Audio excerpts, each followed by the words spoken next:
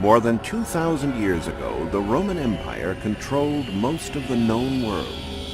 Rare gifts, such as silk, frankincense, and myrrh, were coveted in the kingdom. They came from mysterious, faraway lands in the east, and they were worth as much as gold. To deliver these goods to cities in the west, caravans undertook long and perilous journeys over dangerous desert sands, passing through secluded desert cities like Petra and Palmyra. For centuries, archaeologists and explorers have attempted to uncover these long-lost desert highways. Follow us as we journey back in time to the ancient trade routes and discover the lost caravan cities of the Middle East.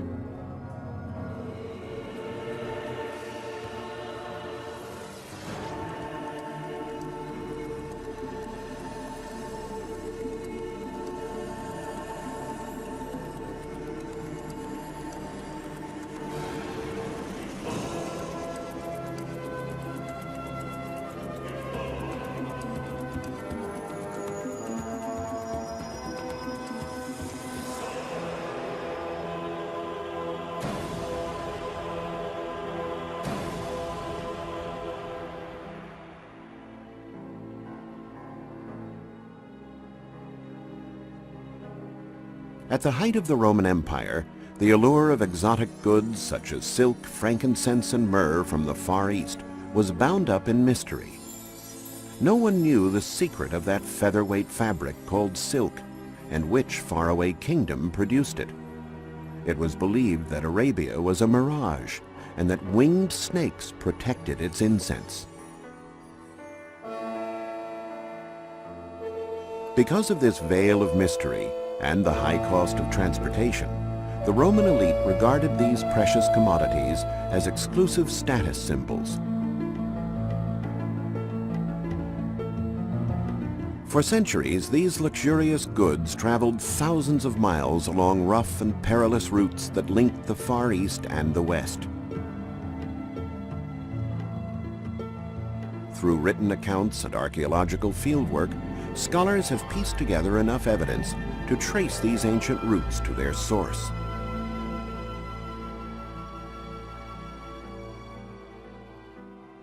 In the 1st century AD, silk from China traveled along the famous Silk Road to the Roman frontier outpost, the city of Palmyra, located in modern-day Syria.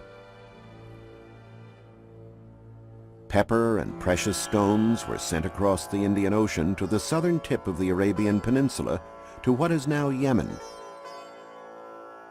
and then on to Petra in modern-day Jordan.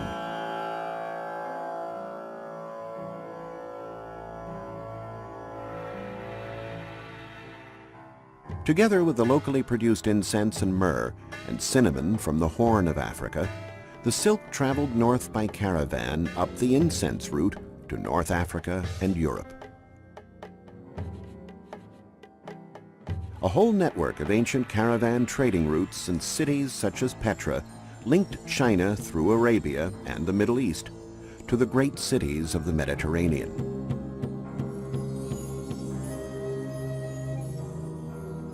After searching for many years, archaeologists discovered that these time-worn, wind-blown ruins were the remains of the once affluent city of Marib.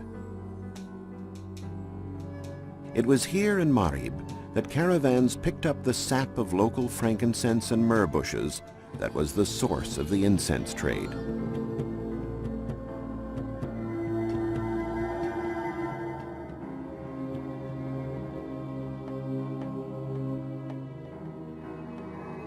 These remaining walls and other finds led to the discovery of an extraordinary work of engineering in both scale and the period when it was built, 8 centuries before Christ. Archaeologists realized that the walls were part of a huge hydraulic system, the legendary Dam of Marib, located in the ancient kingdom of the Sabaean, in what is now modern-day Yemen. Imagine a half-mile-long dam built in the middle of the desert. The basin of the dam collected the abundant waters from seasonal monsoons that flowed down from the coastal mountain range to the desert. The monumental dam lasted almost 1,300 years until its collapse in the 5th century AD, marking the end of the wealth of the Sabaeans. The dam at Marib was an engineering marvel. A complex system of channels distributed water that irrigated over 12,000 acres until it was buried by the desert sands. Who were the Sabaean people with the capability to build such a huge project? They inhabited the southernmost tip of the Arabian Peninsula more than 2,800 years ago. Their fame is forever linked to a biblical figure, the Queen of Sheba. This legendary and beautiful Sabaean queen crossed the deserts of Arabia to meet the wise Israeli king of the Jews, Solomon, by whom she had a son. Historians endeavored to discover where the beautiful Queen of Sheba came from. Excavations have uncovered a series of 5 elegant, flat-sided, monolithic columns, which are believed to be the remains of the Temple of Bilqis, the true name of the Queen of Sheba, and the temple is where she was worshipped by the Sabaeans as a goddess.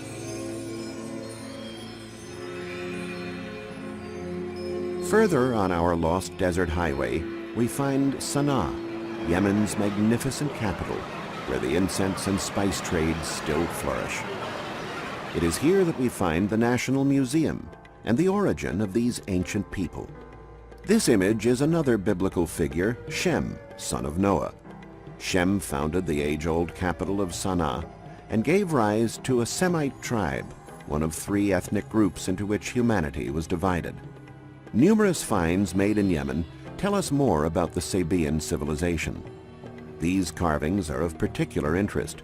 Known as Betel, or House of God, they are masks venerated as fetishes and were seen as the embodiments of the gods. But gods had many forms. One of the gods caravan chiefs prayed to before setting off into the lonely night of the desert was the moon. In a hot country like Arabia, the moon was venerated much more than the sun. The resins of the frankincense and myrrh trees that grew only in southern Arabia fueled the luxurious cities along the incense trade routes. This is why the Romans called the kingdom of Sheba Arabia Felix, happy, flourishing Arabia.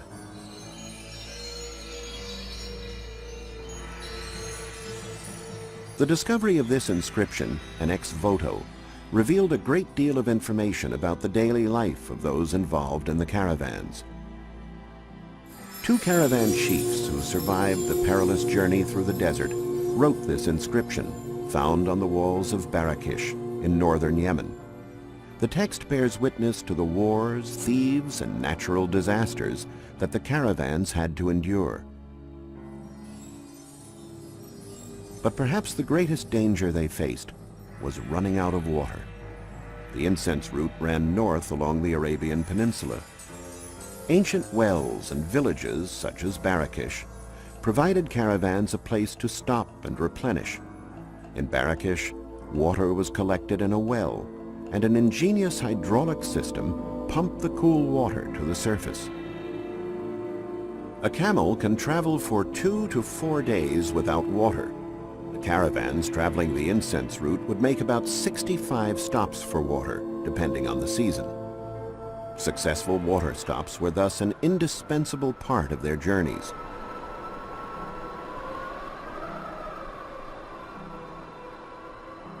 For centuries, legends and age-old texts elaborated on one of these desert ports, a fabulous ancient city hidden deep within the Jordanian desert. It wasn't until the late 19th century that a Swiss explorer named John Ludwig Burckhardt began his own search for this fabled lost city that seemed to have disappeared into thin air.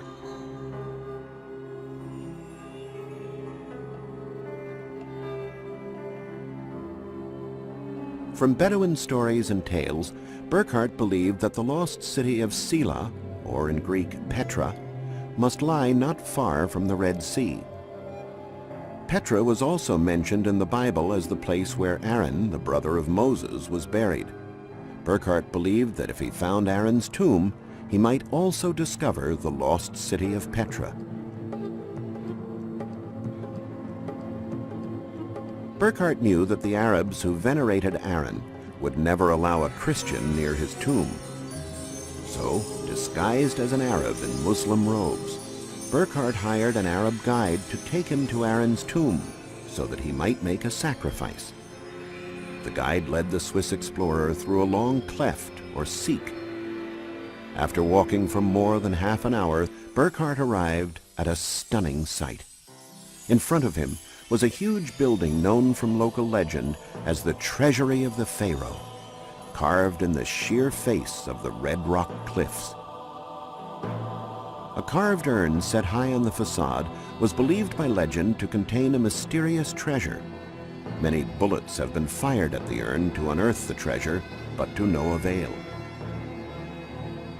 The Treasury of the Pharaoh was only the beginning of one of the most amazing archaeological discoveries ever made, the ancient city of Petra. Burckhardt never managed to reach the tomb of Aaron to make his sacrifice. His guide, suspicious of the explorers' true intentions, cut short their tour of Petra, but Burckhardt's accounts about his journey revealed an ancient city built into the natural amphitheater of rock that had been lost for 1,000 years. The incense caravans would arrive at Petra after a 6-month journey through the desert. The inhabitants of Petra, known as the Nabateans, would offer them water, food, protection, and their hospitality for a 25% tax on every business transaction. The Nabateans, who lived in tents along the floor of the canyon, would offer their humble homes so the caravan members could rest. The purpose of the carved buildings and monumental facades at Petra is still veiled in mystery, as puzzling today as it was in Burckhardt's time. One of the more impressive monuments in Petra is known as Deir. It is more than 120 feet high and 150 feet wide. Dating back to the 1st century BC, these rock temples were originally covered with white plaster, a marble-like effect which likely dazzled visitors.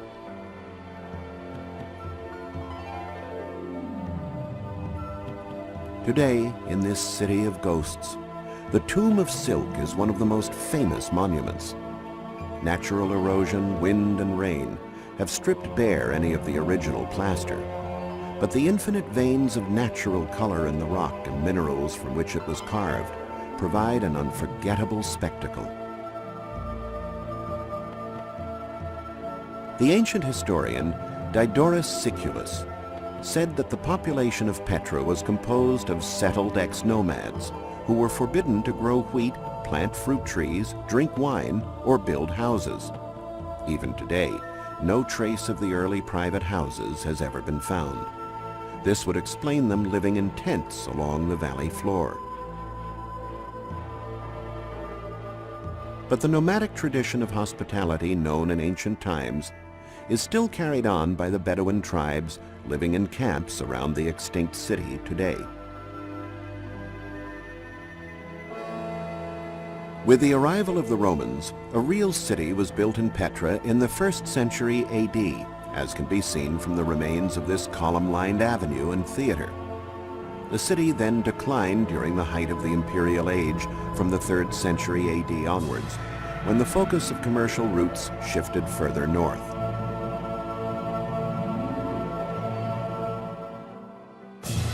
Roman historians reported the location of another outpost city at an intersection where the Silk Road and the incense route met. Many archaeologists set out to locate this mysterious city, believed to be buried under the vast expanse of the Syrian desert, somewhere between the modern borders of Jordan and Iraq. It was in this vast desert that a large number of columns were found. Various fortified sites or castles built during the Crusades used materials taken from cities constructed almost 1,000 years earlier.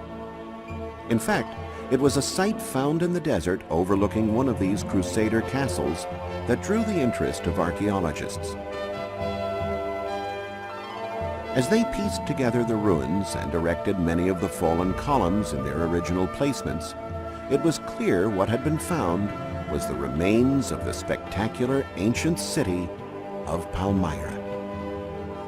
In Palmyra, the glorious city of palms, archaeologists discovered one of the longest and best preserved column-lined avenues of the ancient world. Palmyra became the focus of the trade caravans and deprived Petra of its livelihood because it was so perfectly situated at the intersection of the silk and incense routes.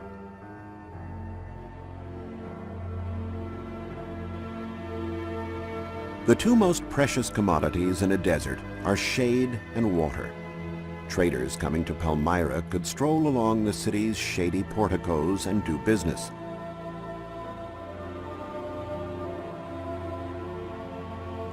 They could also replenish their water supplies from the nearby Efqua oasis. In return, they would pay a high duty tax which contributed to the city's opulence. The original portico was even more ornate than the remains now lead us to imagine. This great arch appears quite normal, but in fact, it is a creative urban design solution to an intricate problem of symmetry. The base of the arch is triangular to accommodate two facades that are not parallel. This is because the avenues were not all built perfectly straight. As Palmyra became rich, it grew without an overall city plan. Buildings and roads were constructed and intersected each other at random. To deal with these stylistic problems, a brilliant urban designer conceived a solution and created a monumental arch with two facades that were perpendicular to the streets they faced. The design allowed anyone approaching the arch to enjoy a full frontal view of the monument, no matter the direction. The ancient caravans traveling north from Petra visited Palmyra as far back as the 1st century BC. The archaeological remains that we see there today date from about the 2nd century AD, when the city was at its height. The shady porticos, statues, and magnificent buildings such as the Tetrapylon were built during this time. The Roman theater is extremely well preserved, retaining most of the stage area. The theater employed a 2nd floor and together was over 50 feet high and 150 feet wide. The richly decorated central door, the largest of 5 doors, opened onto the stage and was known as the director's door. The facade held 4 main columns with floral friezes. The theater was positioned so that the setting sun would light the stage area, bathing the stone in an infinite range of colors.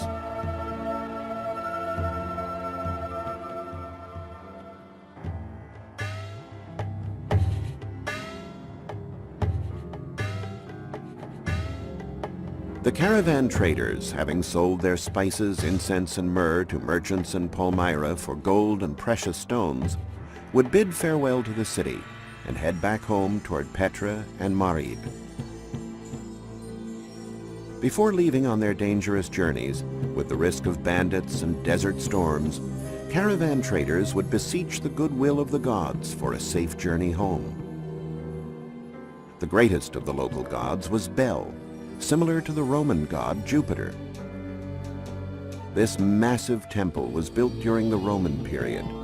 The huge sanctuary built in his honor formed a rectangle 672 feet wide by 688 feet long. The temple was located at its center. The high outer wall of the sanctuary was smooth and adorned with inset Corinthian pillars on the inside. An arcade with a double row of columns numbering almost 300 formed another perimeter.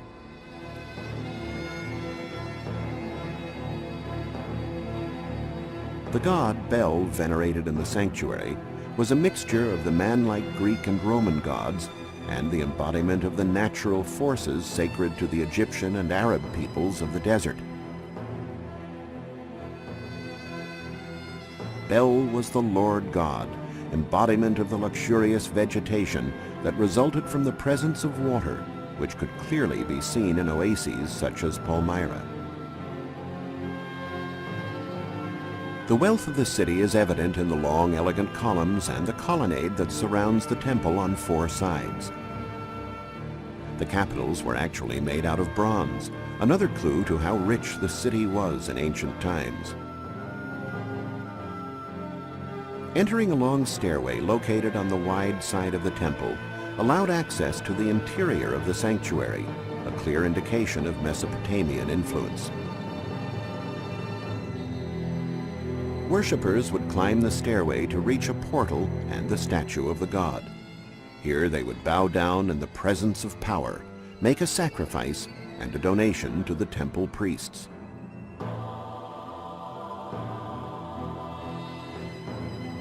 An unusual feature of the temple was the opportunity of climbing up to the roof.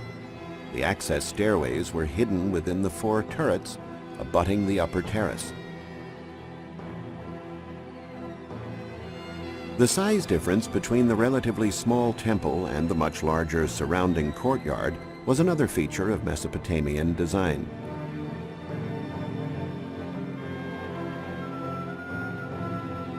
This extraordinary temple shows the Mesopotamian influence in the geometric motifs of the roof decorations. The Western-inspired columns are imports from the Roman culture.